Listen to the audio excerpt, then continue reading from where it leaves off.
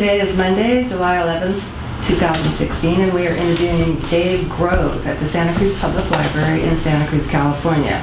My name is Jeannie Zarnicki, David Addison is recording, and Julie Richardson will be indexing the finished video. We all work for the Santa Cruz Public Library system. This interview is being conducted for the Veterans History Project at the Library of Congress. So Dave, when and where were you born? I was born June 7th, 1968 in Fremont, Michigan. Okay, and what was your branch of service in the wars that you served in? I was in the U.S. Navy and served with the Marine Corps as a corpsman. And during what time period? I joined in July of 1987 and got out in July of 1991. Okay. And your highest rank was E4. E4, right? correct. Okay. And so let's start by having you tell us about your family background and what you were doing before you joined the military. Sure. Let's see. I remember hearing stories about my grandfather in World War II, Grandpa Grove, and he was in the Navy and was on a ship, and didn't talk about it much. I remember my dad referring, that he would sneak out and watch the newsreels on their black and white TV and listen. That was my dad's form of rebellion. Rural upbringing. Both my parents ran trap lines as kids instead of paper roads. I mean, it was so. I very much on both sides of the family had a lot of woods, a lot of hunting and fishing, and then. This is the rambling I was talking about. Okay, I'll bring it back. Okay. So, I remember Grandpa talking about, just vaguely talking about the travels and a little bit about World War II and really being vague about it and just saying like, someday we'll talk about it and it'll be okay, something like that, And then my dad was in 82nd Airborne and Army Band. And he snuck in between Vietnam and Korea, and that was I was proud of him for that, for just because I thought 82nd Airborne was super cool, and it's so unlike my dad. My dad, the sweetest, kindest, gentlest person, and the thought of him with an automatic rifle jumping out of a plane, just it's fantastic. What am I proud of? I'm proud of my dad for that. Like, yeah. And I knew when I was graduating high school, I had a rough high school. I had all private schools growing up and never felt comfortable. We fought a lot, and it was not my favorite years. And getting out, I had a lot of scholarships for academics. And I didn't want more of the same. I was in this rut, and it was all easy for me, and I would just fight with my teachers and ace all my tests and not do any of my homework, and it was that. And I just didn't want more of that. And something in me just snapped one day, and I just thought, because a byline through all this is diver. All my life, I wanted to be a diver. I wanted Jacques Cousteau. I wanted all of these things. In kindergarten, when the teacher was going around the room, what do you want to be? What do you want to be, Dave? I want to be a marine biologist. And she cracked up. She's like, how do you even know what that is? Well, how is that even a thing? So I thought, how do you not know? Like, that's the coolest thing of all. So that was why I joined the Navy. I thought, that was one of the reasons I thought, well, I'll get some fantastic professional dive training, and if they treat me well, I'll stay in a bunch and retire early, whatever. I didn't think of it beyond that. I wasn't thinking of conflicts. Much different time. I mean, this is, mid-'80s. Conflicts were like, we'll just go kick someone's butt. We'll be all right. And so that was one of the things. I didn't know what sort of diver I wanted to be. I had very little contact with my recruiter. Just didn't care. I was out partying and hanging with my friends. So I was finally at the station in Milwaukee when they started giving me different jobs. Yeah, that's fine. Didn't really care.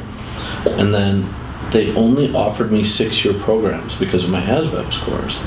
They're like, well, we want you to be advanced hull technician or advanced electronic technician, or they try to get me into the nuke programs. I was like, no, I want 4 years.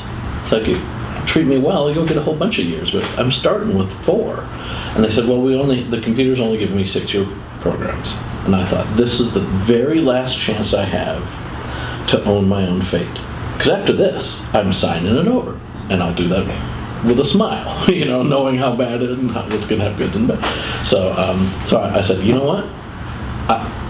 You don't have what I thought you would have. I thought you'd have something for me, and you don't. And I remember standing up out of the cubicle and starting to walk away and going, Mr. Grow, I just found something. And I thought in my head, I suspected you had found something. And I came back and he offered corpsman. I did hospital corpsman. I had no medical background. I had no interest in it. I just wanted to dive.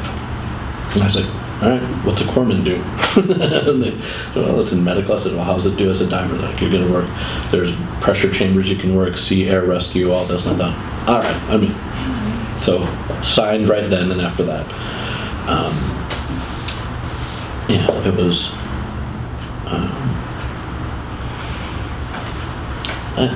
would you like me to address more of my youth before I get into boot camp? It's, it's up to you. If you want to start with your training, that's fine too. Yeah, okay. Yeah, you ready for that? Sure. Okay. Sure. Let's talk about I seem to have hit my chronology super fast. There we go. Okay. It's on my mind. So I remember boot camp being really annoying. That they wouldn't let me sit down. The sleep I got, that was about how much sleep I normally got. The exercise, I was exercising that much at home. I played racquetball and was doing taekwondo a bunch of times a day, or a bunch of times a week, and I was super, super active. So when I got into Navy boot camp, it slowed me down a little bit.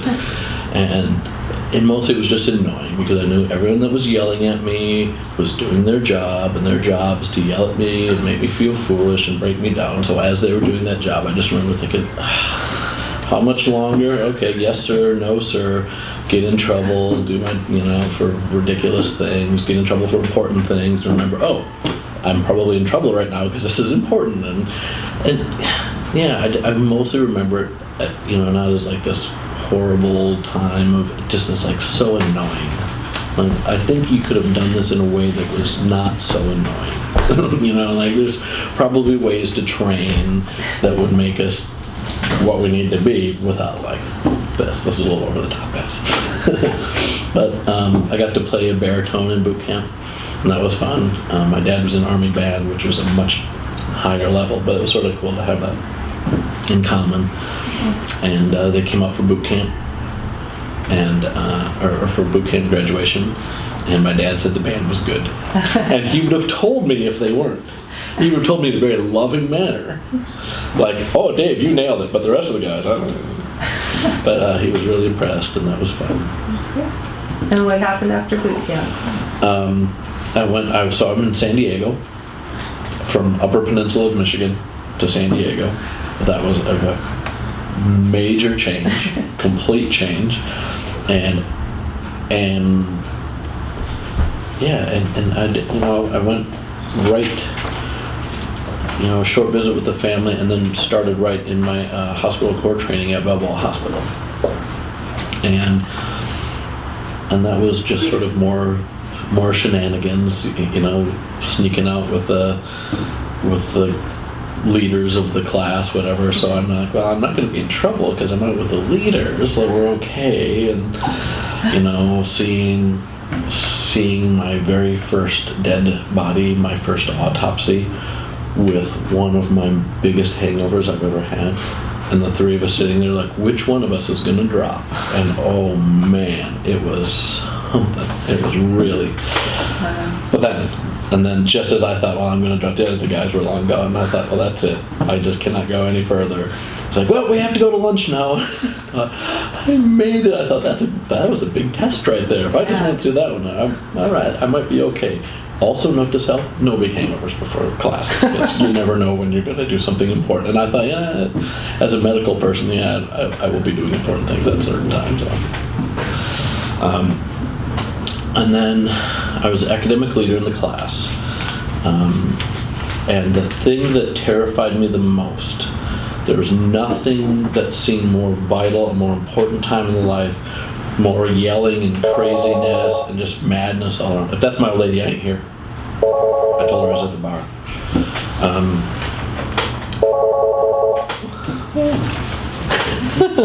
I hope it's the bat phone. I didn't even know there was a phone in here. Conference call. Where is it? This is Something on that conference. Can you turn it off? I mean, I've got one behind me Turn it here. on. No, it's here. I've got this one here as well. Well, was there any kind of special training that you had in the hospital?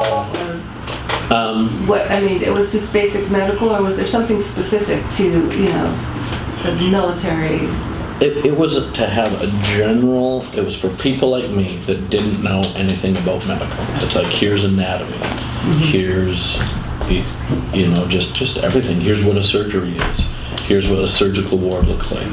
And this is a perfect segue, because when it came to the labor and delivery part, that terrified me. There was just fluids everywhere, and people were like, all this, and then you've got this most vulnerable human of all in this first moment. And I thought, no way. I thought, I'm not going to make this job. And then, you know, we went through all the other stuff, and because I was academic leader, I was allowed to choose my position at the hospital. So I chose labor and delivery. I thought, you know, if I can do this, if I get this out of the way, then I think, and the corpsmen around me were like, go with labor and delivery. You don't know why yet, but like, you're choosing really wisely. Stick with that choice. And it was perfect because it was very non-military. I felt very not drawn to military things when I was in. I was not impressed with most of the people I saw around me, the examples I was given, and always with exceptions. There's phenomenal people as well, but the general,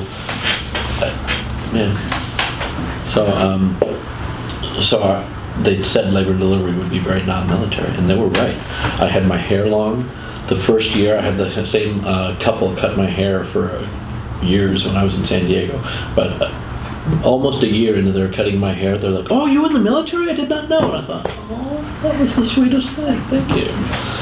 So I wouldn't wear uniforms. I'd come to work in scrubs, go home in scrubs. All the officers around me were Steve and Dan and Brian. You know, it's like, I find out later, oh, that was a commander? Oh, I used to go diving with him. We spent a weekend in Tijuana one time. I did not know he was a commander. You know, it was sort of this, and that suited me very well. Did you live in barracks? Or? Very shortly. Very shortly I did, and we got off bases sort of as quickly as we could. I was roommates with the guy that got the first Purple Heart in Gulf War. He took shrapnel on the shoulder, and he was our roommate for years. Nice guy, thanks. And then, so we moved off base, and this was definitely, I was the typical 19-year-old and 20-year-old Navy party guy. I fit that role. Remember I said I didn't like to be military? That's exactly how I was. So that was a lot of times the local liquor store knew we were all underage, but knew that we'd put his kids through college if he sold to us, so we just kept quiet about it, and we just did our thing. And it was, I really enjoyed that time. No helmet laws, and I had my motorcycle. I would just go to the beach. I surfed so much that my hair was turning blonde. And how long did this last? A little over a year, like a year and a half. Mm-hmm. And the work on labor and delivery was phenomenal. Because it was less military, they allowed us to work to our skill level. So I was allowed to scrub surgeries once they knew that they could trust me to scrub a surgery. I did a lot more, and I learned to go from a dead sleep, because I way preferred night shift, less military, it was mostly Filipino. And so I had to learn to go from REM sleep, full on, completely out, to 90 seconds, 100 seconds later having OR open for people because there's going to be someone coming in. So I learned that, and that was a blast, and that has helped me my entire life. And I didn't learn much about military, but I learned so much medically being there because there were so many. It's just a pregnant woman. I didn't have sick people, but they also had the same amount of problems, but like starting an IV. Pregnant women with their great big old veins. I could close my eyes. Did I get one? Oh, I did. That's fantastic. Oh, I'm so good at this, It wasn't until I started getting to other wards, I think. And then all the cute nurses were in the neonatal intensive care in the nursery. So I spent all my time, because there's a lot of downtime in labor and delivery, I would spend all my time over there, and I learned to do extraordinarily small veins and very delicate things. And I really learned a lot about, that was a really great medical education as I look back, and just the language and how things work. It helped me throughout my whole life at that time. And somehow that coincided with the super mega party. Hooray for you, 19 and 20. Either one of those things would kill me right now. So partway through that, and I had alcohol and drug problems with that. When I'm saying I'm partying, I recognize it as that was a pretty serious problem that I had. And I thought, well, I'll get to dry out because I'm going to, here we go. I went in to become a diver. My time came to rotate. I called the detailer. I had a letter from me. I had a stack of letters because I'm first name basis with all these high-ranking officers. They're like, oh, you're coming up? They knew it was important. I didn't know anything. They're like, just put this in with your package. And I'm like, oh, thanks, Commander. Who knew? I had all this great stuff, and the detailer said, this is a phenomenal package. It's like, this is one of the better packages I've seen. I definitely approve you for going to dive school. However, 100% of corpsmen that are rotating right now are going to Marine training. I have no choice. There's no wiggle room on this. I'm sending you 8404 to go with Marines at Camp Pendleton. And I'm like, what is that? What is that? I didn't even know that was a thing. Again, I'm so insulated. I did not know that my friends that I'd seen camouflage sometimes, that was because they were Marine corpsmen. I forget Marine had their own. I was a corpsman and did not know. Just, it hadn't come up. I don't know how. So I thought, I signed the paper. I'm devastated. And then right then I thought, 4 years, that's why I signed up for 4. So I thought, you'll get 2 more good years out of me, too. And it turned out, of course, to be phenomenal. Just phenomenal. I went up, going through boot camp 2 years into an enlistment, going again into a much more difficult one. That whole sort of annoying thing of Navy boot camp was not there at Camp Pendleton. That was hard. And again, when I'm in the sand and it's all over me and I'm doing push-ups and I'm crying and the guy's yelling at me, again, I thought, you don't need to yell. I'm gonna do it. I'm doing the push-ups. I'm already crying. You've won this round. Can you move on? So a little bit of that, but it was hard. We would get up early and we would work hard, and we were in open bay barracks. I remember the night of being shooken awake and someone saying, Grove, if you don't stop snoring, I will literally kill you. And then listening to the barefoot steps go like way down the barracks, and I thought, I have no idea who that was, and I do not know how I'm going to get back to sleep. But like, we get out of rec in 2 hours, and I don't know what I'm going to do now because I can't do anything about that except stay awake. So there's some fun stuff like that. And I lost my brother, my older brother. Died, huge influence on me, of course, and he died when I was still working labor and delivery. And I remember being out in Marine training, thinking, I can't believe, he would never believe that I would do this, because I was sort of the kid that did, I did all this outdoor stuff, whatever, but I didn't like to get dirty, I sort of didn't like to, it wasn't me.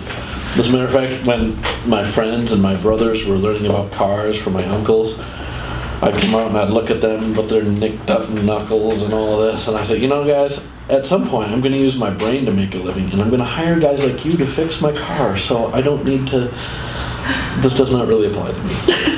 I was so mistaken. Oh man, was I wrong, but there we go. Years later, working at the aquarium, there was a day when I literally had 3 blue collars on. It's like, there's literally, okay, all right. Use my brain. I remember that comment. All right. So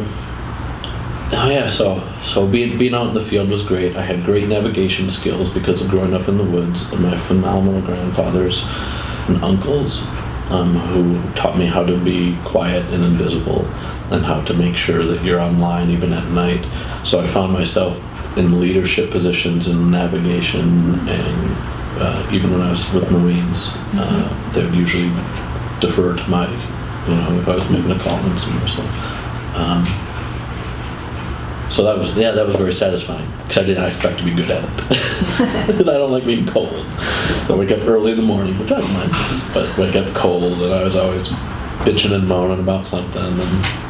And I remember falling behind, because their method of running in training, you run as a group, but not everyone's as fast, so people fall behind, and as they fall behind, you circle back, pick them up, get them back in the group. And what happens is your best runners become better runners because they're running twice as far. So I remember falling back on one, seeing the group come toward me and thinking, I'm not falling back anymore because I'm now looking at everyone in the face who have come back to pick me up. I'm just going to make sure I don't do that again. So after that I did. And then on the last hike we had some 25-miler with packs. And I was just so over it at that point. I knew it was toward the end of the training, and I just wanted to get on. I had no idea what was going to happen next. I didn't know I was going to Okinawa. And cold Pendleton morning, and I thought, you know what? Today I ride the truck. I've never known has hassled anyone ever for a few miles in going, I'm riding the truck for a few miles. Today, my day, I'm riding the truck. I said that to myself for 25 miles. And then they offered an extra mile lap at the end. And I did the extra mile lap. And the whole time I was thinking, is the truck coming over? Because I could still ride the truck, right? And I don't know. That was I felt like a fun coming of age, more so than the graduation or some of the other stuff, was that to realize that, I can be my whiny self and still accomplish. Like, I can still get there. And my brother over the years got used to hiking on the trail with me, moaning the whole way and yet loving it.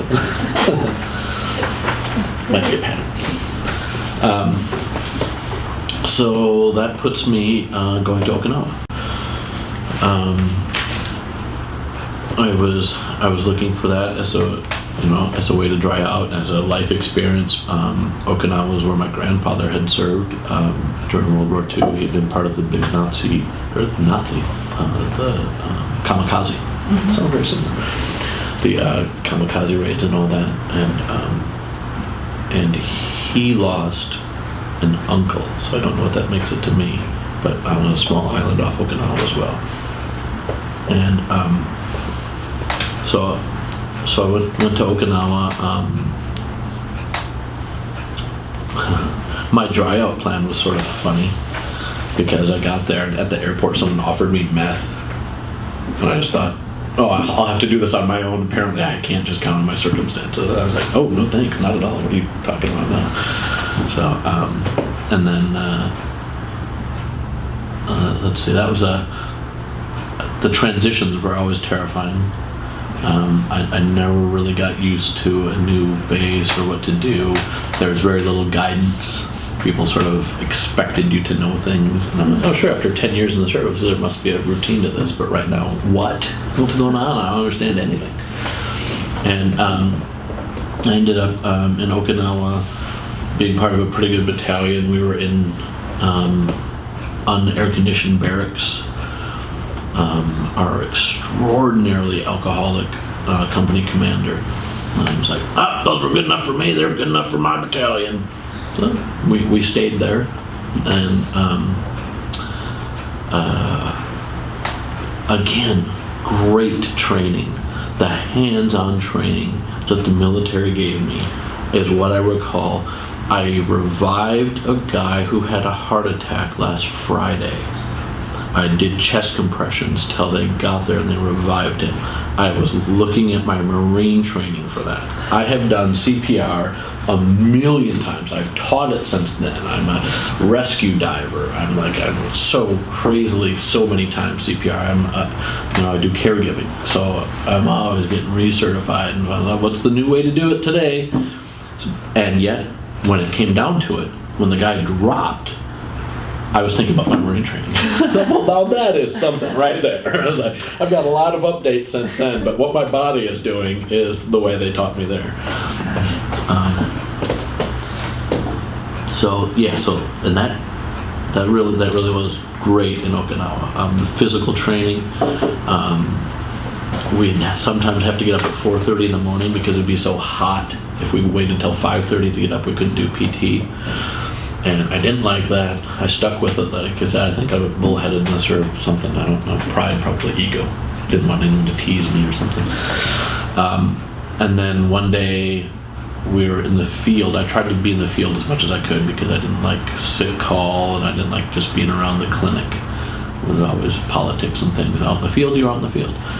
So our battalion would take corpsmen and send them out with Marines who had to do their mandatory jungle training. So their corpsmen would stay back, maybe one or two would come out, and then a group would come out. So I would be with a continual new group of Marines in the jungle for a week or 2 weeks, depending on what they had. So that was sort of cool, because they didn't know me walking in. They all didn't like me because I was a corpsman, and then I did all the hikes with them after a day or two, and then I was great, because some of the corpsmen would stay in the air conditioning and ride the jeeps and stuff, and I did not. So I was out doing that one time, and we got a call. A guy dropped, sounded like anaphylactic shock. Took 3 Marines with me. We ran through the jungle, did the sort of line through the jungle, which meant this and this and this and all of that. And we got there. I had taught a class on building a stretcher when you're in the field to these Marines that week. When I got there, their Marine was down, his feet were up, and he was on the stretcher ready to go. Let's go, Doc. Yeah, that worked out great. Kind of put some stuff in him, started that, called it. We couldn't get a helicopter and it was too thick, so we had to get up to a side road where a helicopter could get in. And so they didn't have me doing any of the carrying. I almost had. It's like, can a couple of you guys carry me as well? But then we ran back up to the thing, got him in the helicopter, all that got done. And I realized I did not notice the run in.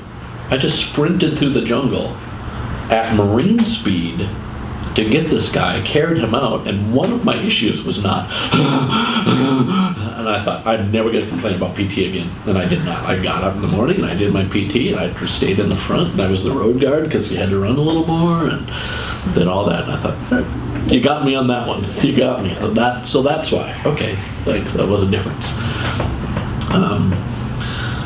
So Okinawa was great. I did a lot of diving. My friends did a lot of partying, but I had done that so much in San Diego, I kept it to an extraordinary minimum. Found the one bar that the prostitutes weren't allowed to go in, and made that my occasional weekend home. But most of my time was spent in a little Toyota Corona, going through rice paddies and having people look at us and having no language to exchange with these little farming people, and go out and diving reefs that the only people had been on that reef are mama-sans, who'd been for 3 generations pulling clams out of the first 3 feet. Everything below that was like no one had been there before. They had sea snakes, and it was really amazing. So then deployment came up, Valiant Thunder, which was Korea, Thailand, mainland Japan. I think there was another one. There must be Philippines too. And I thought, well, that sounds fun. So I volunteered for this deployment. We started getting everything together, and again, this was no one said, right, here's what's expected of you.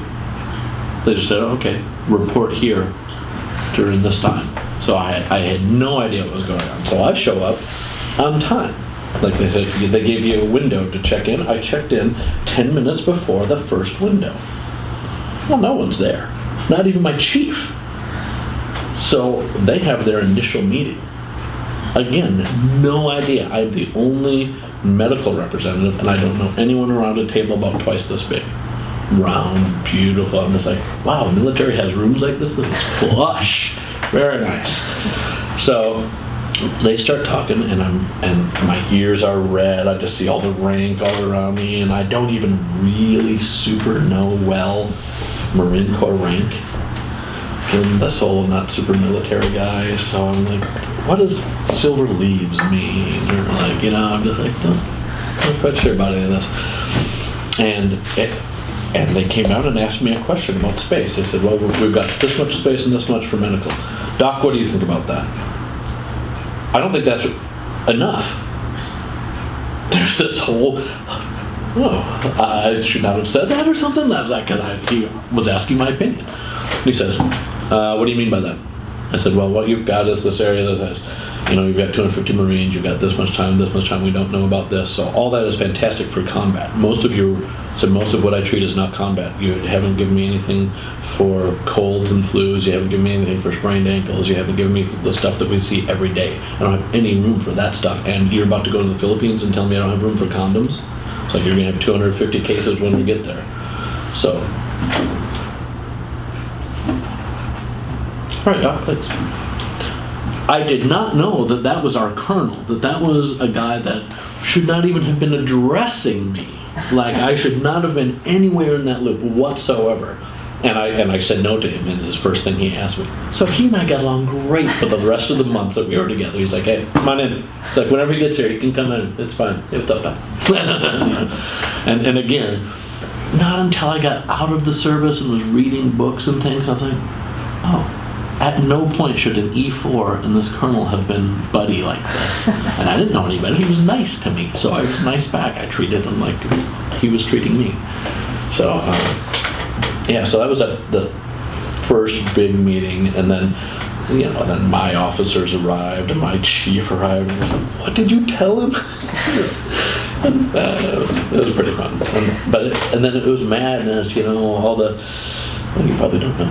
But tons of inspections and just like the annoying part of the military, the standing, the general's gonna come look at your gear.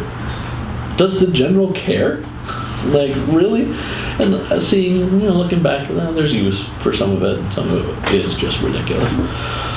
And I was getting ready to go on Valiant Thunder, and I called my mom, which was always a practice in not swearing. Because the fucking use of a fucking expletive in fucking Marine language is fucking like a fucking comma, or if you fucking need to fucking breathe. So then I'm calling home, hi Mom, I feel good today. Just like cutting them all on my head, like, oh man, because even one right then would have been like, what did you say? So just, so I'm calling home, being super cautious. So I know that, Mom and Dad sense the cautiousness in my, and they're like, where are you really going? What do you mean, where am I really going? Well, we hear you're, like, speaking. Are you going to Kuwait? What's in Kuwait? I had no idea. He had, like, invaded, but I wasn't watching news. I was about to deploy, so I was out drinking. And we weren't watching news.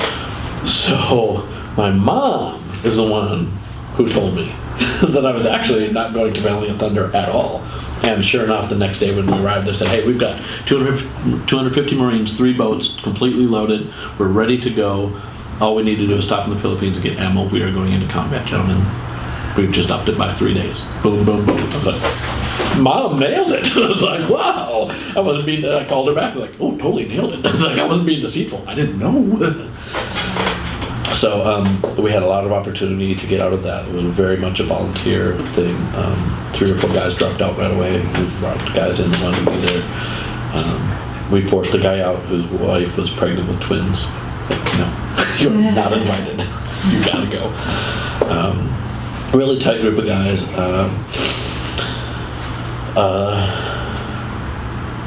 And we were on a complete news shutdown.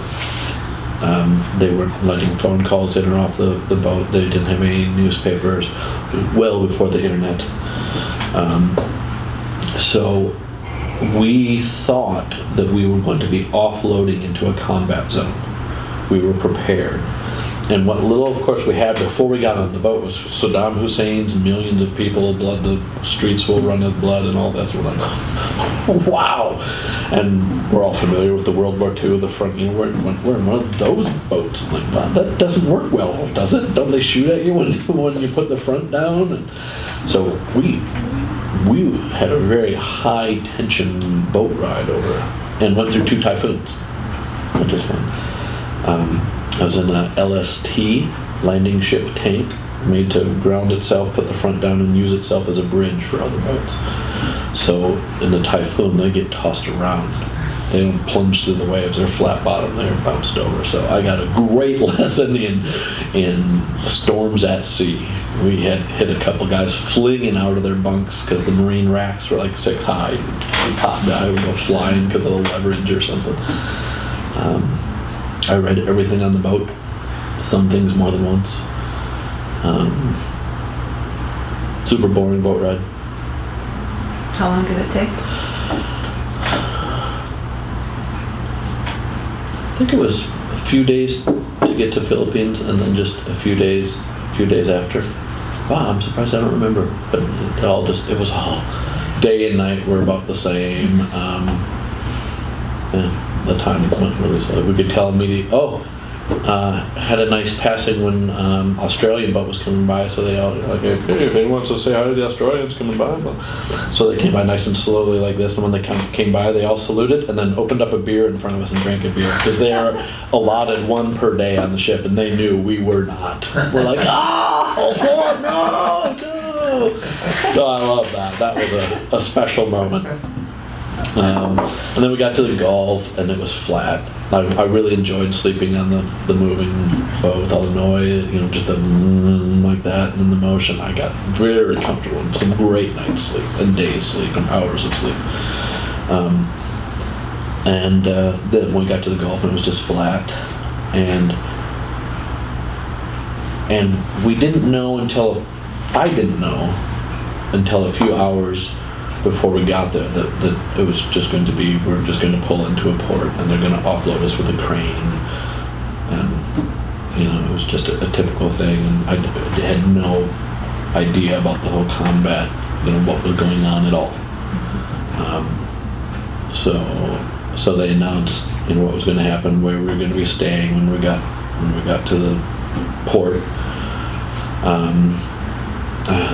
I got off the boat. First newspaper I picked up said Stevie Ray Vaughan dead in helicopter crash. My favorite guitar player. I was like, the first news? I'm like, how could that have been the first? Oh. So I was sad about that. And I had to explain to some of my friends who Stevie Ray Vaughan is, and that was fun. At least I got to talk about it. So we were at the port, super hot and humid. Like put your MRE out on, we're in a little shady tent like this. You slide your MRE package out onto the tarmac while you eat your other things. Put it back in, open it up, and it's steamy hot. It's over 100, and then on top of that the blacktop, the port. So it was brutal. Weird things happened. Someone shot a camel that was coming through the fence. Things were just on edge. So close to death. When the crane dropped one of our Humvee ambulances. We were there, we're like, hey, the ambulance has come off, you guys want to go? So we're like, oh yeah. So, the place where that crashed, we had just walked through. And then bang, like that. So that was something to be like, oh, that's right. This is all very calm right now, but it's still like a construction zone or whatever, there's still lots of stuff happening. And then they didn't know who we were when we arrived.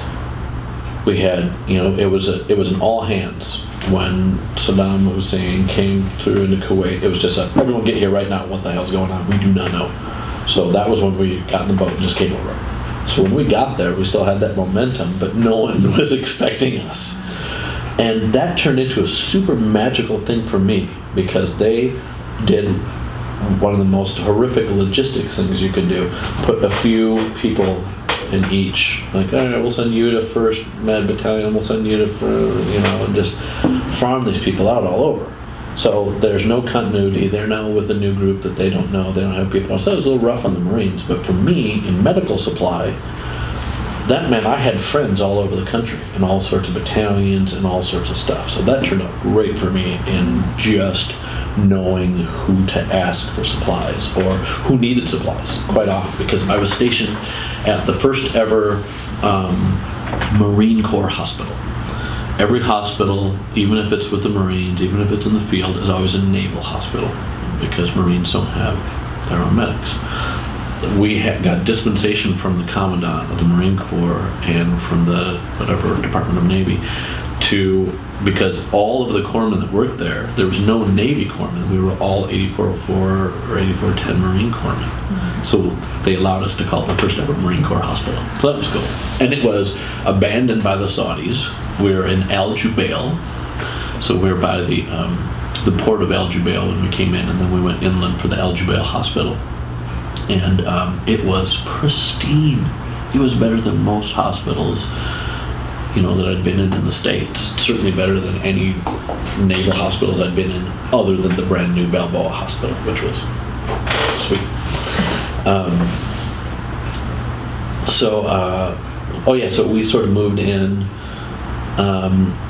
There'd be 6 or 8 of us in a patient room, just on cots. We'd move the patient beds out, and just be on cots. So it was still sort of Marine living, but it was air conditioned. We had a hospital.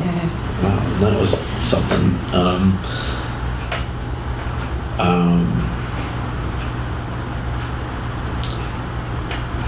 I guess we started doing specific training then.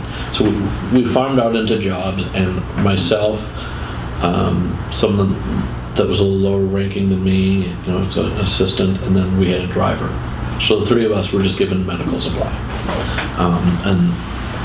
and we didn't know what that meant. We had to learn our job very much, and then we had a phenomenal chief, Chief David Richardson, kept all of us sane, alive, amazing. I cannot speak more highly of him. Wow, what a man. What a man. He taught me how to be a leader like no one I've ever seen before or since. And he did it with laughter and with ease, even when he was going up against the tigers that were attacking his men. He would just walk in with ease, and then the tigers would start attacking him. That was fine with him. And then he'd look at us, and we were like, oh yeah, we're out here. You're taking that bullet for us? You go right ahead, we're out here. So he was just phenomenal. And I was good friends with and still am with Dr. Lacey. Daniel Lacey was our medical officer. And I spent tons of time with him, because he'd get slightly better things. Like, he had a crappy little patient room, but it was way down in the other end, so he could smoke his pipe, sitting in the room. So I come down, I'd be, I smell Borkum Riff. I think he's got his pipe going. And, and tons of cribbage, and, we had good downtime. And then a lot of just blatant training. This is all during Desert Shield. So we're in MOP gear, protective, environmental for gas, and we would set up field tents. We'd set up field hospitals just for the practice of it, and of course PT, always PT, and then I would end up going with. We had a HM1, Flag Officer First Class, who did know what was going on. So we would be in this morass. He'd come in, we'd go out, we'd deal with locals in Saudi community. Always tea and cigarettes. Oh my God, we did so many tea and cigarettes. We would come home after meeting with 4 clients, just jacked, like shaking, like, oh, that was an exciting meeting, wasn't it? Wow. And then I'd work with the French and the British and Saudis and whoever had medical supplies or needed medical supplies at some point knew that we were pretty good. I had SEALs coming in that the things they asked for. I was like, you shouldn't be asking for this. We're not in combat. He's like, no. This is all about.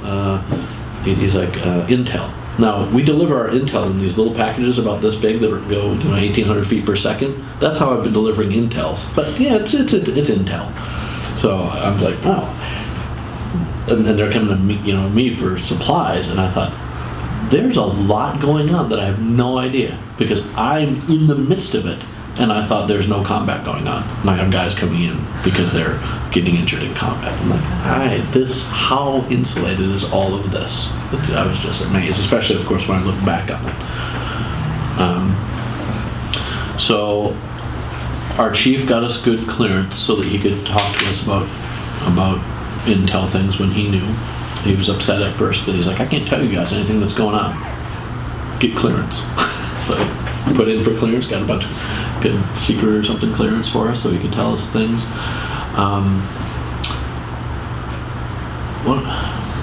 One of the big things that happened, so funny, it was funny at the time, I'm crying when I think about it.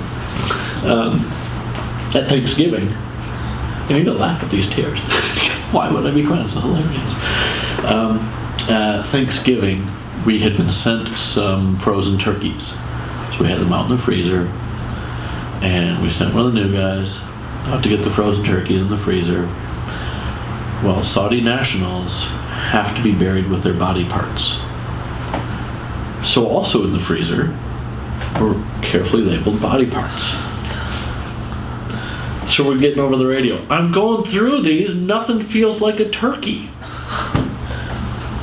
What do you mean nothing feels like a turkey? Are you in this freezer, blah, blah? That is the one this feels like a foot. Dude, and we're laughing so hard because he is so squeamish. We're like, if it was any one of us, we would just laugh. Like the most squeamish guy is out there with someone's body parts in his hands right now going through. So, and I think my tears on that are saying that I wish I hadn't seen that. It's hilarious. Comedy and tragedy are so tied up, and I'm just like, oh, I wish I wasn't in a position where something like that would be funny. But it was funny. So then I went into a crazy 6 hours on, 6 hours off guard rotation. Oh, corpsmen are not allowed to stand guard. According to the Geneva Convention, corpsmen are not allowed to stand guard. I loved that through my career, including the gunny that would find ways to make me stand guard. It's like, gunny, you want me to stand radio guard? Oh, that'd be against the Geneva Convention. Well, I'll tell you what, Doc. Instead, I'm going to give you a direct order to stand right here with the radio turned on and not listen. No, you totally have every right to do that. So we got there. So remember this? That's the Marine Corps Hospital. Because of that, they said, oh, well, since you guys are all Marines, you can also do rotations on guard duty. Like, oh, touche. So I was doing a 6 hour on, 6 hour off, the most miserable thing. That set the low bar. That, since then, before then, that was it. Because on the time off, you still had to go to musters. You still had to do inspections. You still had to do things. Fill sandbags. A lot of sandbag filling, hours and hours. Even when you're on 6 hours on, 6 hours off. And that also means showing up 20 minutes early and leaving 20 minutes late. It just really gets in, and it's loopy. And we were supposed to do it for a month, and I ended up on it for almost 2 months. And by the end of that, it was just crazy. A couple of the Marines that were doing this circles were found out what the nitrous gas was. So they were doing that, and we caught them. And they're like, well, what do you want to do about it? We're officially in a combat zone. These guys are getting high on watch.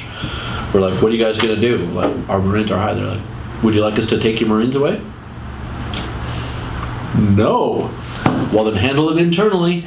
They're like, they had no replacements for it. There was no, they're like, these are your guys. You better work with them. Tell them not to do that. Lock it up. Something like that. So, I mean, it was this sort of attitude, we had a fairly good New Year's Eve. We partied a little bit. I was on duty that night. And the guy that was with me had no idea about Tet Offensive or any of that. I'm like, yeah, standing perimeter duty on a holiday this time of year. It makes my skin crawl a little bit, but I think we're okay.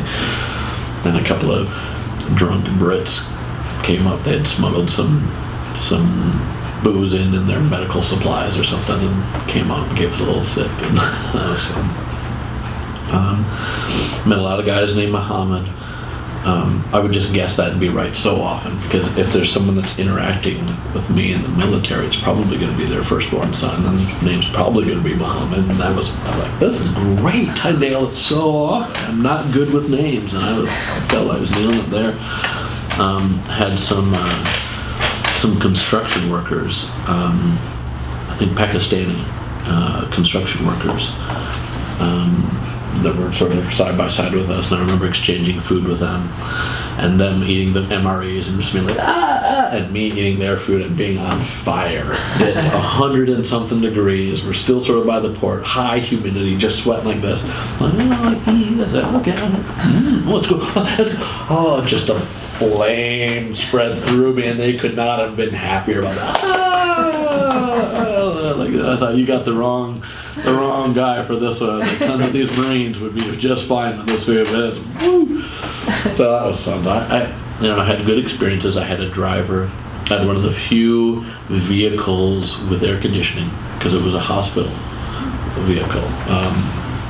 I loved the traveling around. It was, again, I thought about my older brother a lot. Like, he would not believe this. He would not. It would be disbelief that this is happening right now. Of all the kids of the Grove family, I was the least likely to do something like this. The fact that, like, camels just walk around like deer. I always think of camels in like this little pack, like bears or whatever, being. No, sometimes they're like that. Sometimes they're just wandering around. You're just okay. That makes sense. That otherwise nature wouldn't work. This is your thing. But it didn't occur to me till I saw it.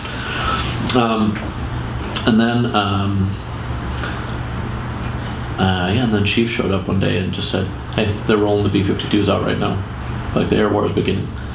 So we can have a nice selfie of all of us with our like flak jackets and helmets, because we do not know what's going on, and we're a hospital, and that's sometimes a target, and all this sort of stuff. And so we got a nice picture of us all going, "Ah!" the moment they were taking off. It was a nice place to stay. My friends that were camped all over the country would come and get respite at the hospital. So they would come and stay with us for a week to get showers, and so I knew I had good living, because I would go out with them for a night or two and be like, "Well, I'll see you later. I'm going back to the air conditioning in the shower."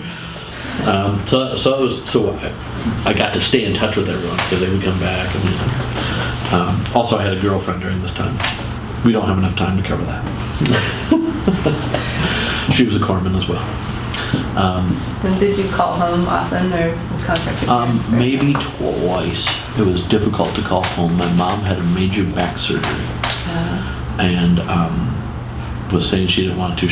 My mom and I, a very horrific relationship. We tried to be. Yeah, it was bad. I was a bad kid, and she was a bad mom. The combo was rough. And she had this major surgery. I think that was her 12th or something like that. Really bad back. And she was like, "Can you come home? Can you be here? I don't want to come out," because at that point she lost, the brother she liked best. And what are you gonna do? I've been around kids. I have favorites.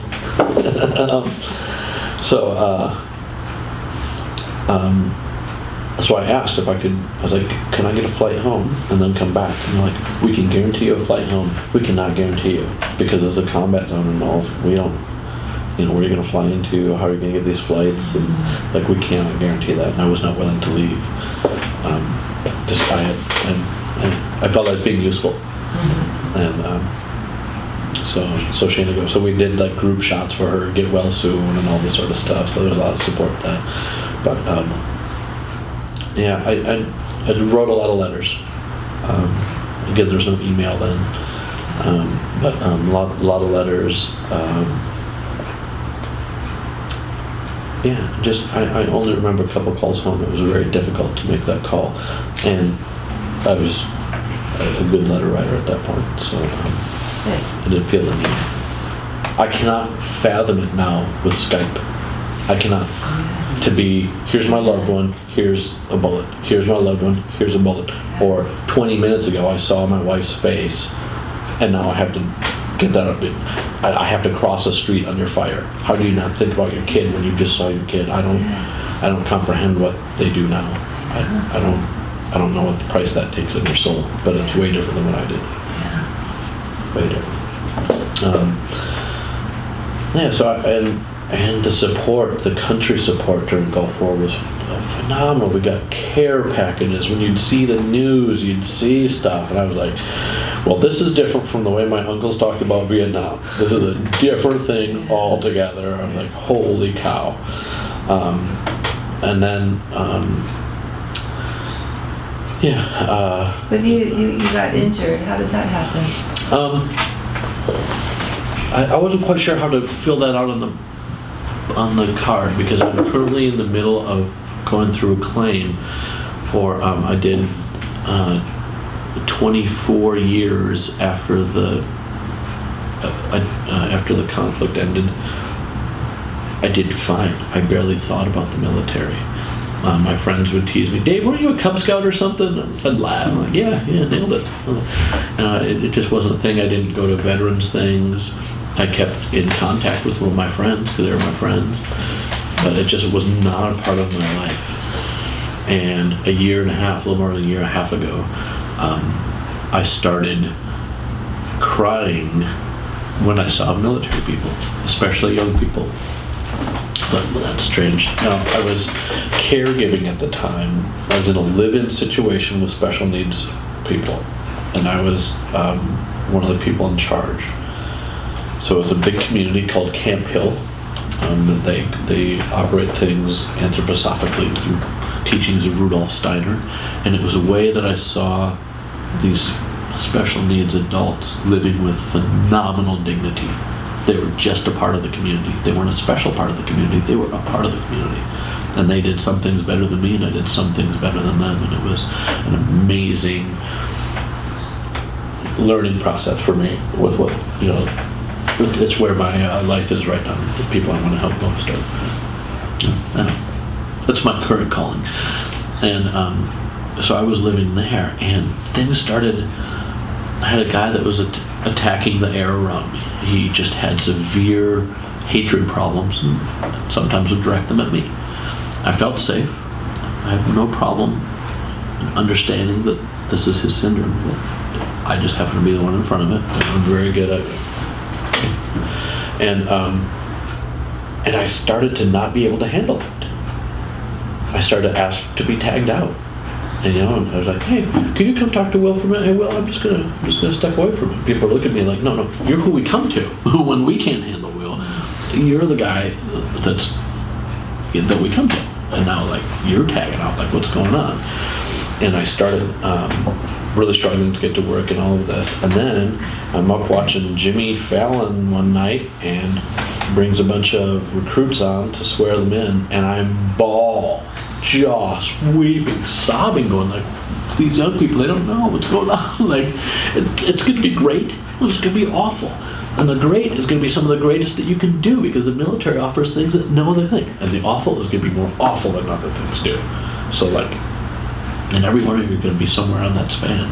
And I'm just crying. And then it took me months to put it together. Like, oh my God, there's a military tribute for football.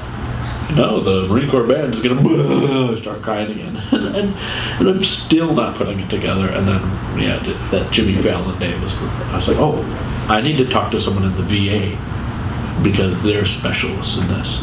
And this is something new. That how could it not have crossed my mind for all of those years? I mean, I had a pretty big PTSD hit after watching, not Sniper, but Jarhead. Jarhead was my experience, my time, some of the same barracks that I was in, some of the same areas I was in. He was a sniper, I was a corpsman. So we differed quite a bit at that point. But the things that happened to the people around him happened to the people around me. So I had pretty big PTSD hit. But other than that, Yeah, it hadn't really been on my mind, so so I contacted the one on 41st Street. I forget all the acronyms and all the names, but and the VA engulfed me, took me into the system. I mean, I was sick at the time, part of just the grieving, the thing, all of this that was happening to me was also making me physically sick. So I put in a request to my doctor and started the VA system, made my first call to the VA. I was done with my VA doctor, getting into the system, meeting, doing all this. I was done with my VA doctor before my appointment with my other doctor. And I liked everyone in the system. Everyone was nice to me. I was terrified. Like coming here today. It's like, oh, this is a super scary thing that for no reason. It's only scary for what I put on it. Combat is super scary because people are shooting at you. This is not scary. People are on my team. And yet it comes up. And so everyone's been extraordinarily kind, very efficient with the time. The one thing is the final claim was supposed to happen by this July, by right now, and they pushed that off to September. Okay. Everything else has been on time or before. People anticipating problems for me that I wouldn't know. They're like, this is going to happen, so be aware. I'm like, oh, really? That doesn't seem like me. And then that happens. Like, oh, they warned me that would happen. My counselor through there, great, and started out with, it's going to get worse before it gets better, and took me through that worst section. I'm now in the getting better section, and now I'm moving, so I sort of have to do a little bit of restart, but and now it's, I'm not sure how we got down to. But yeah, I think I distracted you, so let's go back, because we want to finish up before, when you were done with your service in Kuwait. All right, so Desert Shield transitioned into Desert Storm. The night that happened, woke us up again, said, guys, this is what's going on right now. Let's get into position because we don't know what's going to happen. Let's double down on what's happening here. History tells us that the Marines were in position with Saddam's armies right here, and our job was to go fight them. In real time, that was insane. We had thousands of army guys at miles behind us, so far behind us we couldn't see them over the horizon. We'd been taking artillery, we've been, we're at the front of the front lines, and they're like, okay, your job is going to be go through all the pits, go through all the oil well fires, and all the army's going to be right there. And we kept raising our hands and can you ask the guys that are back and behind us, could they go instead? And it turns out that's exactly what it was.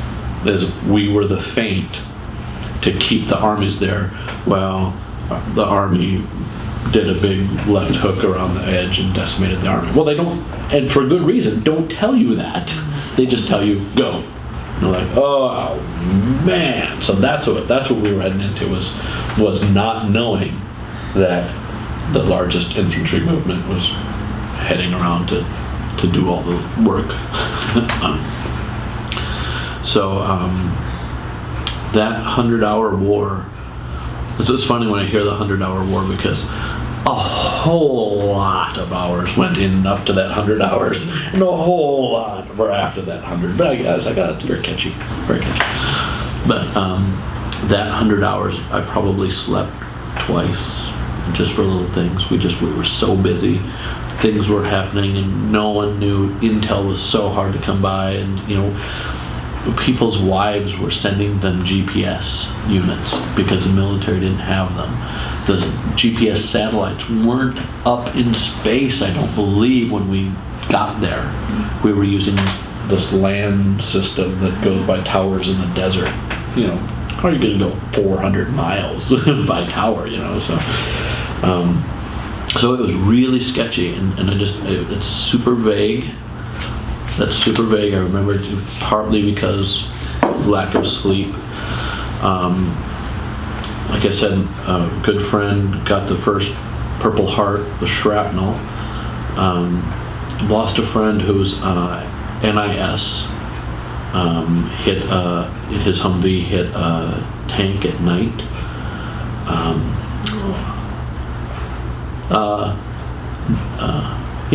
Saw some bad stuff. A guy that was up in the turret of a tank that got hit. So he was all burns. He had no skin essentially from here up, and burns are just the worst. I don't think to this day I can work a burn ward, because you have to make it worse to make it better, and that's just a horrific prospect. And he was vocal. He just couldn't stop the moaning and the thing. So I remember really seeing some firsthand of that. And then there were some POWs that came through that, the stories of them speaking perfectly fine English with no accent. That happened. It's like, oh, he's just this guy from the Midwest who came back for family obligations, and now he's a POW.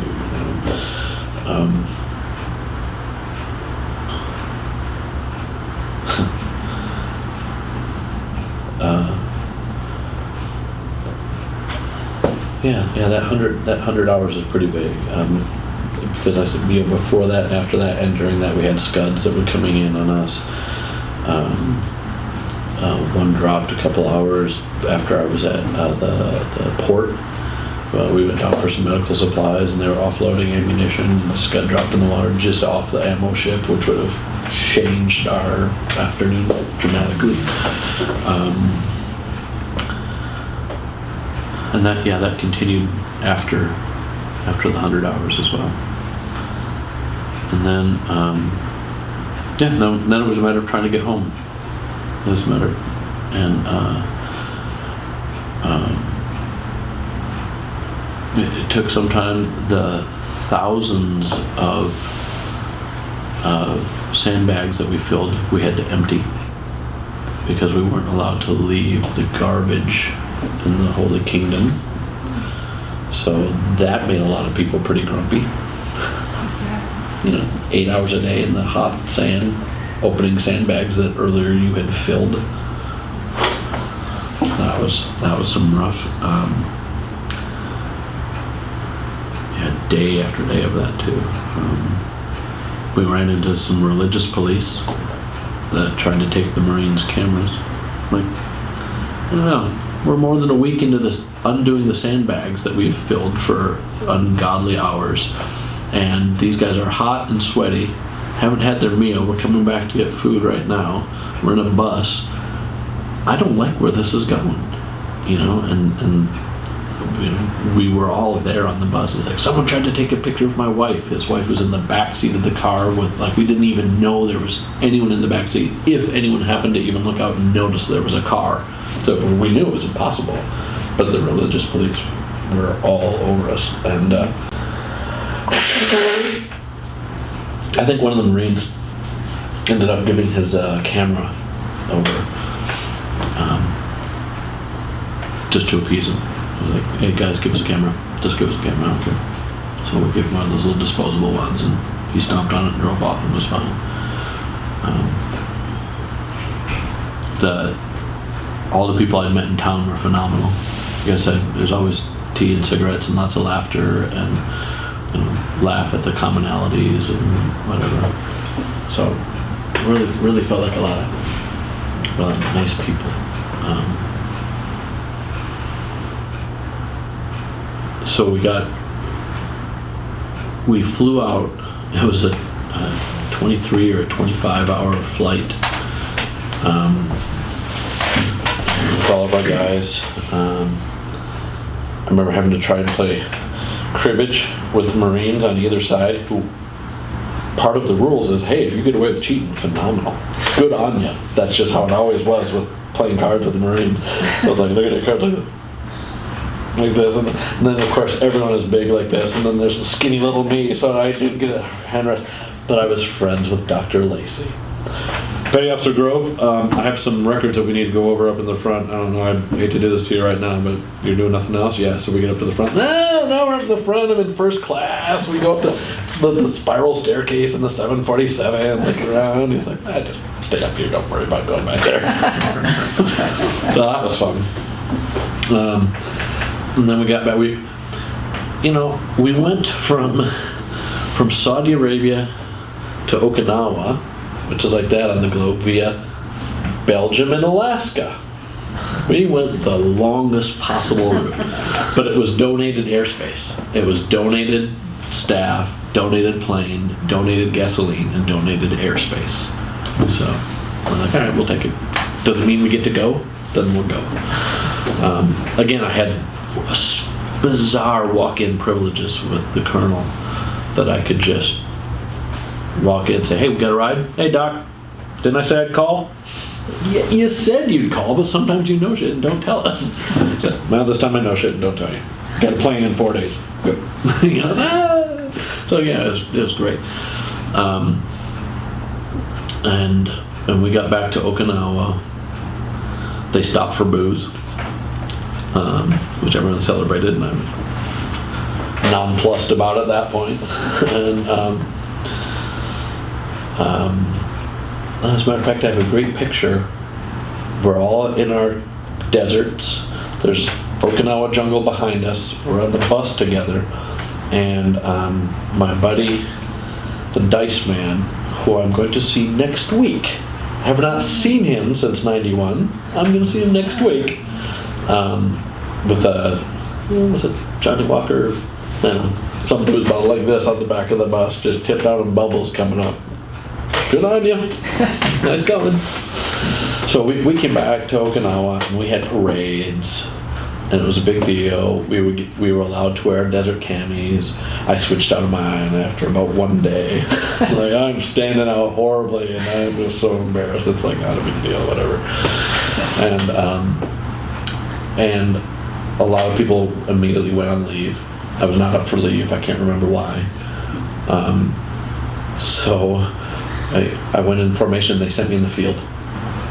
I'd been back from the field about 3 days, and they sent me to the field, and everyone freaked out. They're like, you cannot send Petty Officer Grove to the field. He's got, and I'm fighting the other way. I'm like, please, for God's sake, don't stick me here at the place where it's just going to be paperwork and things. I'm like, I would love to be in the field. So 3 days after 7 months in the field, I was in the field again.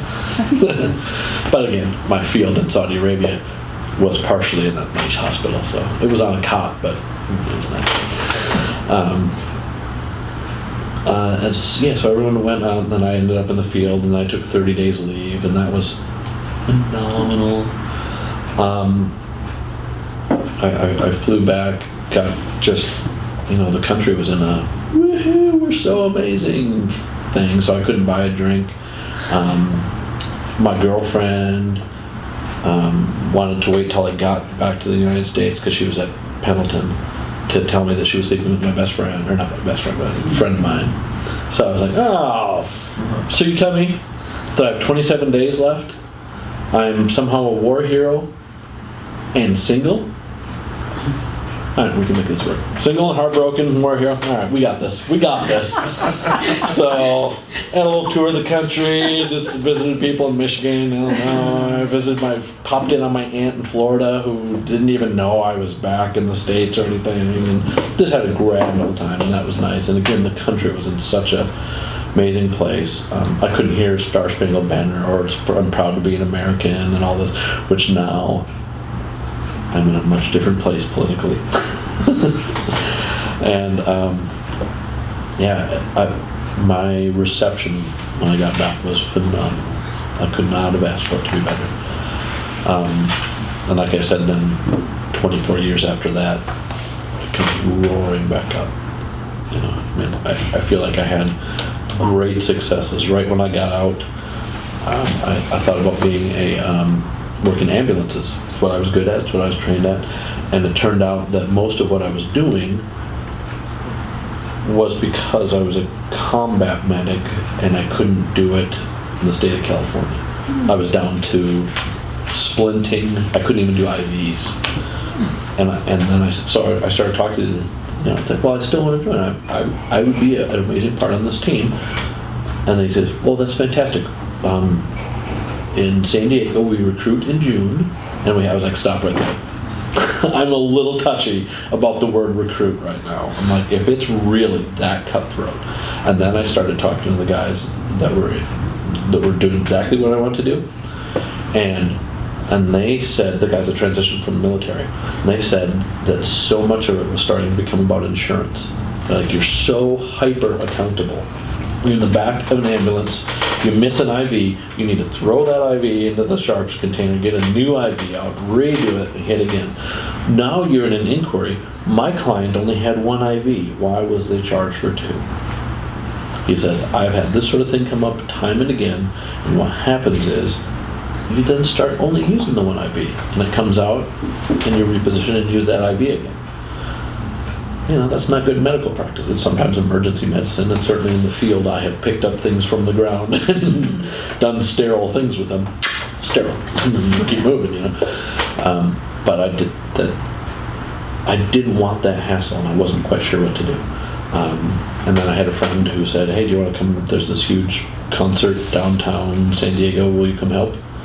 So it's like I knew nothing about anything, and was like, oh my gosh, all these people are going to work all night breaking these stages down and putting all this stuff away and living in trailers. These might be my people. I'm like, it's 3 a.m. and none of you or me are tired. Oh, I think we might have something here. So with no background, remember my attitude toward blue collar? I'll pay someone to do that. Next thing, I was an electrician. So new that I didn't know why there were different colored wires. I thought electricity was like a hose, right? You just plug it in and it comes up. And I knew nothing about it. I mean, I got A in physics and whatever, so I understood how it worked, but not how it came out of a wall or a generator or any of that. So from 91 to 99 in San Diego, I worked rock and roll. I did concerts continually. I met my wife in 91, that fall. That was phenomenal. We never had a bad day together. We backpacked through Europe and all the stresses of that in 94, 95 maybe. And ended up getting married, and a little bit after that she got ovarian cancer and passed away a few years after that. And even during the sick times, we did not have bad days. She would wear like smiley face pajamas to get sitting in the hospital going into chemo, so her doctors would come in, okay, Shannon, we have a, oh, hey guys. We just had, again, the people around us at Chomp in Monterey were world class. Just I worked with them. Oh my God, I have the greatest affection for them. And then, she got the cancers and died. So that is one of the things that is now, as I'm dealing with my PTSD anxiety, I'm having to pull out tendrils that are Shannon anxiety.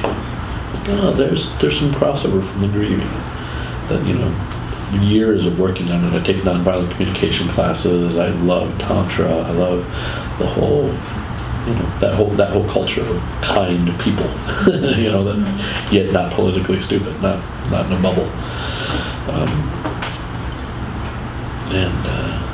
So I'm trying to pull some of, make sure that what I'm going through now is what I'm going through and not something else that I also have to deal with. So that whole time that I was working in rock and roll, I stayed a diver. I took classes. It was my chance to work with people, my chance to interact with diving. And then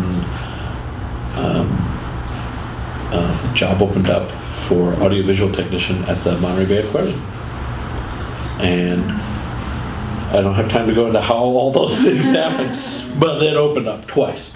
Opportunity absolutely knocks twice. And for me, the second time was a far better knock.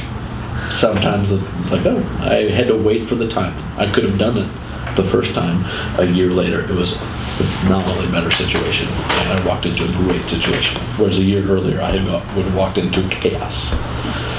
So I found myself doing what my marine biology professor said to do. He's like, Dave, you love marine biology. You're great. You know, you could be a marine biologist, drop of a hat, no problem. Do you want to live in South Africa? Because that's really where the important marine biology is going on. Like, no, I don't want to live in South Africa. He said, then what you need to do is find something you love doing and do it around your starving marine biologist friends. He's like, and, you know, whatever that was, 8 years later, that is exactly what happened.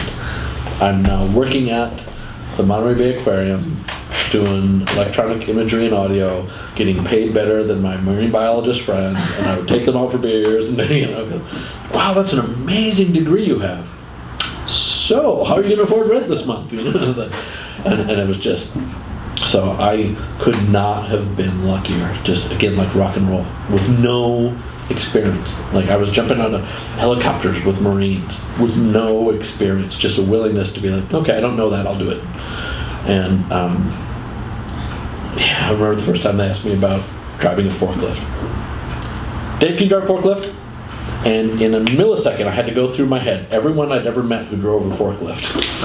And I was like, yeah, oh yeah, of course. All right, great. We need this stuff over here. And walking toward the forklift, like, okay, it can't be. I've seen the guys, now there's some great guys, but there's some guys that drive this, that this is their max capacity. So let's see, you're not figuring it out. And then that sort of happened to me at the aquarium.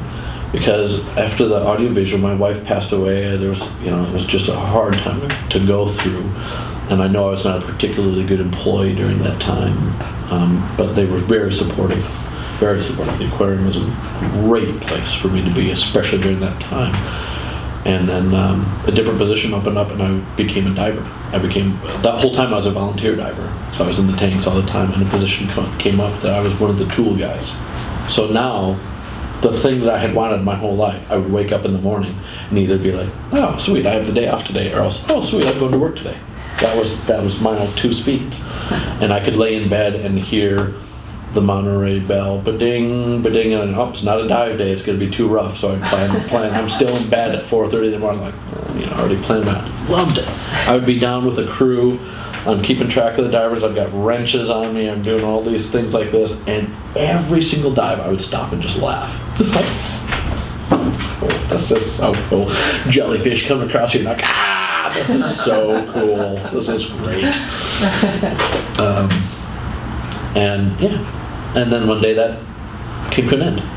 One day I was thinking all these, like I did regularly. Part of my practice is to be thankful. So I was sitting on the couch, just being like, this is amazing. I had the day off today, and I almost wish I was working because it's such a nice day. What? Who does that? This is great. And then realize, hey, I went from rock and roll, or I went from like jumping out of helicopters and, hey doc, do you want to shoot my fill in the blank? Yes, I do. I got to play with all the guns just because I was a doc.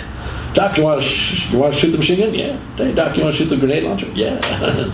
I went from that, which was amazing and fun, to rock and roll, which was amazing and fun. Had my hair all long like this. I would literally drive my motorcycle backstage. The guys would be like, hey, do you have it? I don't have time to drive, work to do. I thought, how did this happen? That was great. Okay, yeah, hung out with tons of fun stars and stuff.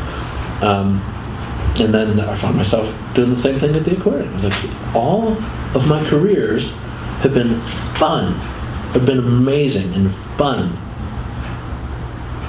And I looked up, probably because of my Christian upbringing. I was like, what can I do back? You know what? How can I thank you? Because this has been a great run. It's been a great run, and I just felt something change in me. So what does that mean? And what can I do back? So that opened up sort of, I knew I wanted to work with special needs, and music has always been a huge part of my life. I could have taken up all this time talking about music.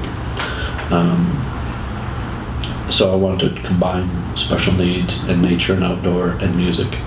And that led me to leaving the aquarium, going to a farm in Arizona, to Indonesia, to Thailand, to India, Eventually going to Waldorf teacher training in Eugene, Oregon.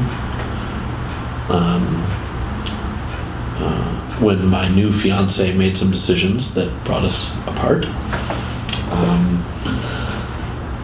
So also that was for Waldorf teacher training, because we were going to do that as a couple.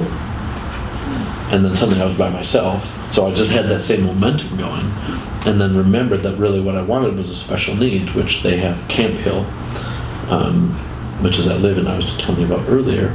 And at that point, my fiance was like, I don't think I could do that living. It's like, all right, well, let's find a compromise. Where can we meet in the middle? And that was Waldorf teacher training. So then I went back to, oh wait, I got into this for Camp Hill, but she was not willing. So I called up Camp Hill, and they said, well, there's an opening in SoCal, California. I'm like, you mean SoCal like where all my friends are? And like where my family is? And like, that's SoCal? Yeah, that's the only Camp Hill on the West Coast. Well, let's talk. And the next thing you know, I was back in town, and my friends, I was bike ride distance from my wife's dear friend Michelle, who I've been friends with her since '91. My late wife's mom, I'm dear friends with, see her all the time, and it's like I'm bike ride distance from all these people now. So, yeah, and that left me into the community that I was thriving there, and probably because of the just there was so much to do, and there was never a time off. Even at night on your day off, if someone knocks at your door with a problem, you help them with their problem.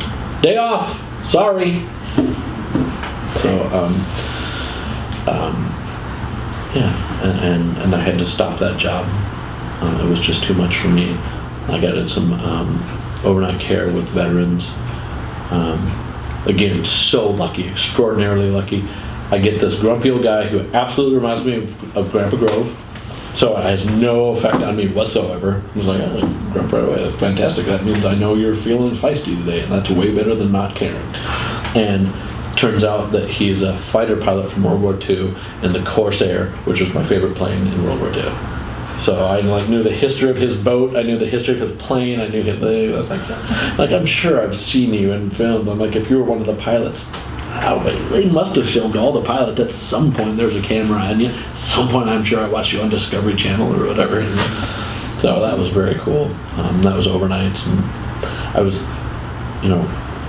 really. That was about max for me at that time, and I started feeling a little underutilized. And then got in with Easter Seals, and this last year, I helped a guy. I went to high school. I went to high school last year at Santa Cruz High, and it was great. My hopes for the youth have been reignited. At the same time, slapped around and devastated. We do 10 conversations, and oh yeah, well, I was like, oh, I'm not going to get your full attention at any point of our life, and that will not happen. I just need to accept it's me, not you now. But that's just where we are. But then, everyone was so nice to my special needs kids. There was no problem. The only problem I ever had was another special needs kid that got a little violent or started being mean to some of the kids, some of my kids. So then he was gone. I mean, everyone was supportive, and yeah, they did not dignity. It really is. They have dignity at Santa Cruz High. So that's cool. And that brings us up to. And now you're leaving. My new sweetie, as going to George Washington University for archaeology and museum studies. And when did you meet her? She goes all the way back to the aquarium. I met her when she was 18, and my wife had just passed away, and she's like, I remember you as one of the big guys on campus.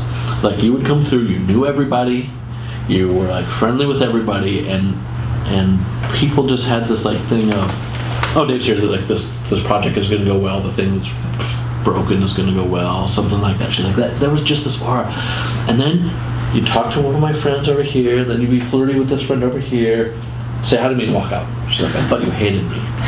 What was happening was, I had a girlfriend, always,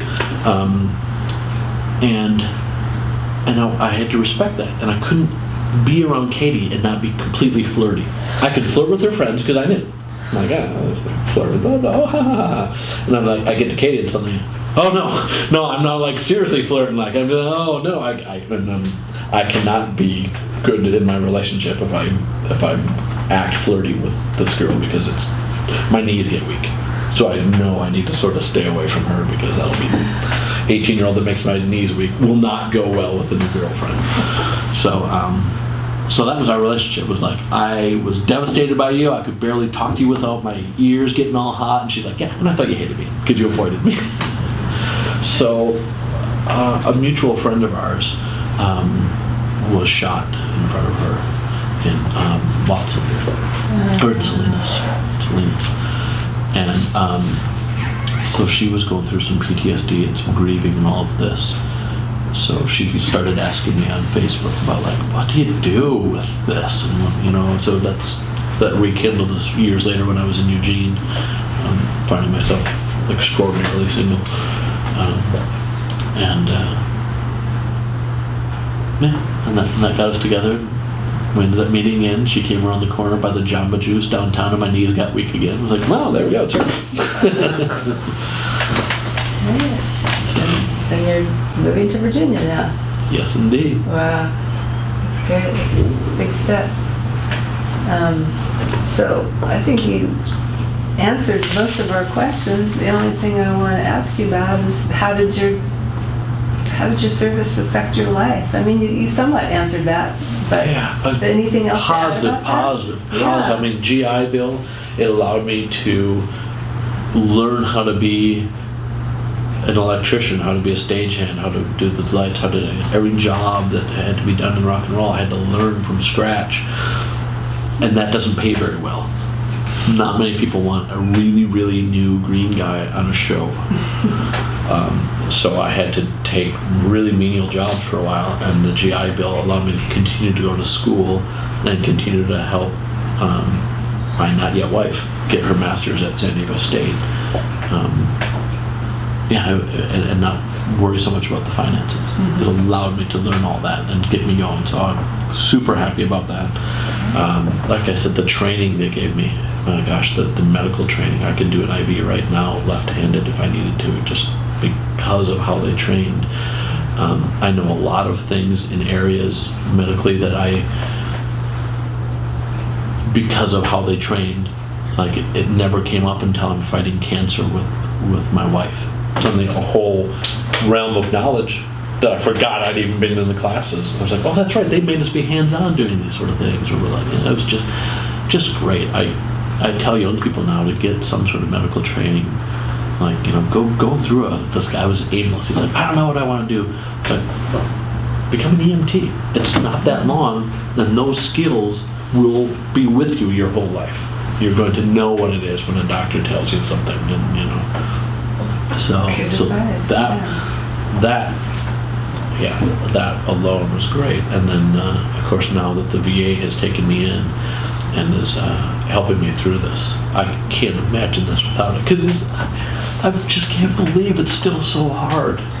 I can't believe, times like that when I think about it. I don't like... It's when I think of myself as... And keeping in mind, I know the nonviolent communication portion of this. I know the self-talk is important. All this. When I identify as damaged, I'm like, oh, I am one of those old guys who was in a war a long time ago that people you're working with weren't even born yet, and it does affect me. I no longer can say that I went through that without being damaged. I have intestinal problems. The hours and hours that we spent in the black soot, I think is probably what it was. I was around a lot of chemicals, around a lot of things. There's depleted uranium in vehicles that we were around. But I really think, I think it's illegal for me to tell you this, but they may have cleared that by now. But I got shots that were supposed to help, a day or hours before we're going in. The 100 hours have started. We're already things are moving. They're like, you're in artillery range of someone that uses gas on their own people. the chances that they're going to use gas on you are right around 100%. If they shoot something at you, one of the things they're going to have in the artillery is gas. These shots are illegal, where they're experimental, and you're going to have to sign a release saying you will never in your life say that you got these shots. And I was like, give me 2. Can I line up? Where's the line for those shots? Because holy hell, I'm going into combat and they're trying to kill me, and you said this may help. So I'm guessing there might have been something there that has some long-term effects. But definitely just for days in a row, it'll be like this. You look and it's 100% black. Just like chalk, like charcoal black, or you'd spit and it would be black, and the Marines would be, "Hey Doc, that's fine, right?" Like, hey, would the U.S. military let us be here if that wasn't fine? Of course it's fine. We were making jokes about it, like you do. And I've had horrific intestinal problems. I off and on have really great diet, especially like living in Campbell communities when we grew our own food, and this is the first time I'm dating a non-vegetarian, so I've been an incidental vegetarian for more years than not, and still just wrecked. And I didn't think I just like, that's how I am. That's a thing. I guess I drank a lot when I was young. I don't know. So, and then one day I got a thing that says, here's what Gulf War illness is. Got it. Don't got it. Got it. There was one thing on a list of 12 that I didn't have. And I went, oh, I didn't even consider that a thing. And that's something that the VA has been helping me with that as well. So, sustained an injury, getting back to your question from 40 minutes ago, that's hard to answer because, I didn't get shot. My uncle got shot through the chest in Vietnam. That's a succinct story. God, Bob, what happened? I got shot through the chest by a sniper. For me, it's like, I don't know. That's creeped up on me. And it's, God, they sent me a paper saying, I have all my paperwork in for my claim, all of this. And then they send a thing saying, can you please in detail describe the incident? I'm like, the incident? Like I had artillery coming in over my head. A friend died. Another friend got shrapnel, a guy burned the top of, what do you want from me? Like that. I was really just disheartened by that. Like because then I feel like a fraud. I didn't get shot through the chest. So I feel like, I'm going in here now amongst people who were in daily combat in a town. Like, what my combat stress is, things that glow in the air and come over your head. Their combat stress is cars, windows, doors. I understand that. And my vet counselor people have been phenomenal in reminding me that also it sucks going through what I went through. Everyone has a different thing. Everyone has a different pace, and everyone reacts differently to it.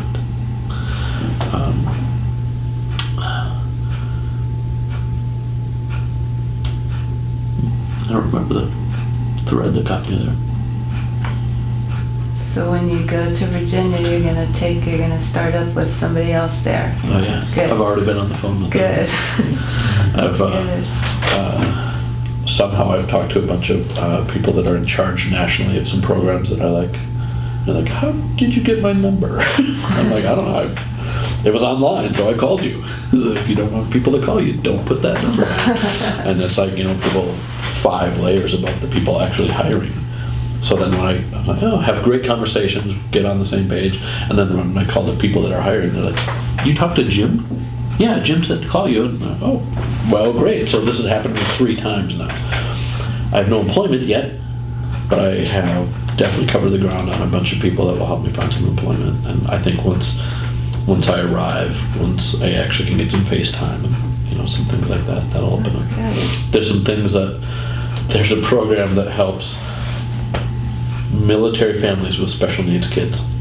I'm like, we may have a crossover here. We might be talking. So, and I don't have a degree in anything. I have hundreds of hours of college, but it keeps being in diverse things. I have this huge medical background, and of course, I got back into caregiving. So as being in charge for medical or for medications and the quarterly things that you have to do with the county and with the state. With I think I had 21 total clients at that point, and then 7 of them I had to do 100% of all that with, and so there's tons of training for that. It was all for college credits. And then there's all the diving college credits. So I had like tons of college credits, but it's in different fields, and that's hindered me a little bit out there. A lot of different job possibilities there, though. Yeah. For sure. I'm waiting for the job that says, well, we need you to have a degree. Fantastic. Where do I sign? I'd love to get back into school, and I'd love to have you pay for it. Like, it's just never mattered. Yeah. You know, the guy working next to me at the aquarium, we had a great interaction. It's like, so what are your degrees in? It's like, well, I have from Western Michigan University, where my parents went. I have a degree in engineering, and then I went to Michigan State, got a degree in biology. So this is the guy working with me. We're running the aquarium together. And he's like, what's your degree in? Oh, I have nothing. How are those degrees treating you? And he gets a big smile, and he's like, oh, pretty good. What'd your pay start at? I was like, oh, touche. Touche, right back at you. I was like, they hired me for the diving because I was a super advanced diver. And at that point, we were doing our own diving in that department. So that's why they brought me on board. Then they brought him on board for all the smart stuff. Now, how did your service change, if it did, your thinking about war or the military in general? A big surprise. I became in that situation against women in combat. It was so disruptive. You know, we'd have 100 guys in the field, 2 women would come in. They would then have to have their own tent, which sort of, and then like, okay, well, logistics. But then we put a guard on that tent at night to make sure no one was peeking. The guard was peeking, so we had to put a guard on the guard. This is now officially disruptive. And we now had to build latrines. We had a 55-gallon drum with a board on it. And then when women came up, we now had to find wood and build things. Mm-hmm. So it's not about their capabilities. Every one of those women could have kicked my ass. They carried more than me. They were harder workers than me. They were Marines, and I was a corpsman. They were amazing. But it was very disruptive to have them in the field. Very disruptive. So that was a weird change for me to say that, because I'm very, pro women's rights or whatever that, like, I can't believe that you'd have to have that word, So that was a change. And then how many people were treated like me? Like, I have something experimental that will probably affect the whole rest of your life, but you're 20 and you don't know that this is going to affect the entire rest of your life. But the other people know. And I feel that way about combat too. Like, even today, I think it's looked at so lightly by those in charge. And I laugh at the disinformation too. Oh my God, 560 troops are going to be sent into Iraq. I read that today. 500. There's no 560 unit. At least, if you're saying 560, I'm going to round up to at least 2,000. What you're saying is 560 combatants, which they're going to have to support, and they're like 560. No, that's not going to help anyone. So it's made me cynical. I have a picture of me holding Stars and Stripes that says, there's something about there are no oil wells burning. And in the background behind me is just nothing as far as you can see, a black ceiling and oil wells burning. I'm like, oh, look at that. Or my uncle, who got shot through the chest, Uncle Bob, he had hacked into a satellite and got direct CNN feed. So that's what he was watching. So he knew a lot more of what was going on, and he made tons of these tapes for me. So I started watching those, and here's the news reporter. Well, I'm live here in Kafji. I'm live here in Kafji, where the combat has boom, boom, boom, boom, boom, boom, boom, boom. There's like you can see where the bullets hit the wall over his head. 2, 1. I'm here in Kafchi where the fighting has ended. It was like, he did his own countdown. He did like, that was the wall behind him. Like he wasn't in danger because it was over his head. But so these things, I'm like, okay, part of the media manipulating. That's hard to say. Is I'm part of that, unless I have friends sending me texts or putting something on his Facebook or whatever. That's actually boots on the ground there. I don't know. I'm a little cynical. Yeah. Understandable. Well, is there anything else that we haven't covered that you want to add?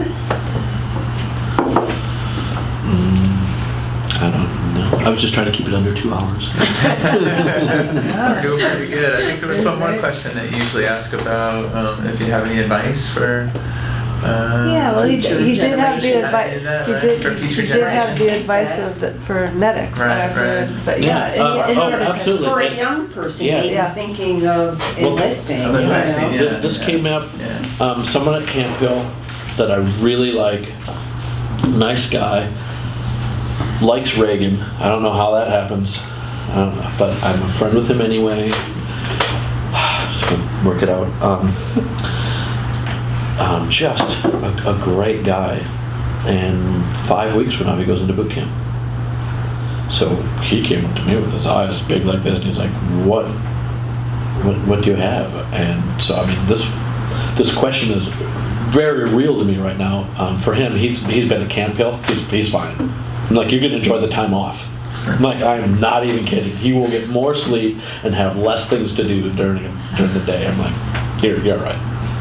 But really, it was the thing that kept me going. I had to keep falling back on is I signed the papers, and the rough parts are there on purpose.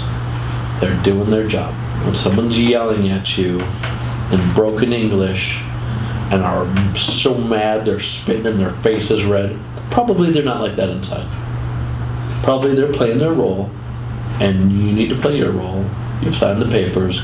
It was like, keep your head up. Just remember that there's more than, there's a lot of stuff under the surface that's going on. Yeah.